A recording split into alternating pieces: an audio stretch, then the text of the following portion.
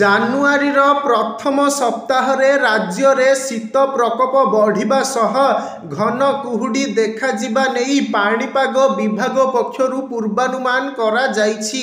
ବିଶେଷ କରି ଆଭ୍ୟନ୍ତରୀଣ ଓଡ଼ିଶାର କଳାହାଣ୍ଡି, କନ୍ଧମାଳ, ସମ୍ବଲପୁର, ବରଗଡ଼, ସୁନ୍ଦରଗଡ଼, ଝାରସୁଗୁଡ଼ା, ବଲାଙ୍ଗୀର, ସୋନପୁର, ବୌଦ୍ଧ, ମୟୂରଭଞ୍ଜ ଆଦି ଜିଲ୍ଲାରେ ତାପମାତ୍ରା କମିବ ପରେ ଉପକୂଳ ଓଡ଼ିଶାର ଅଧିକାଂଶ ଜିଲ୍ଲାରେ ତାପମାତ୍ରା କମିବା ନେଇ ଆକଳନ କରାଯାଇଛି।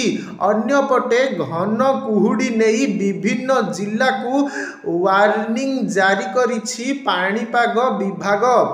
ଝାରସୁଗୁଡ଼ା, ସମ୍ବଲପୁର, ସୁନ୍ଦରଗଡ଼ ଓ କେନ୍ଦୁଝର ଜିଲ୍ଲାରେ ଘନ କୁହୁଡ଼ି ଅନୁଭୂତ ହେବାକୁ ଥିବାରୁ ୟେଲୋ ୱାର୍ଣ୍ଣିଂ ଜାରି ହୋଇଛି।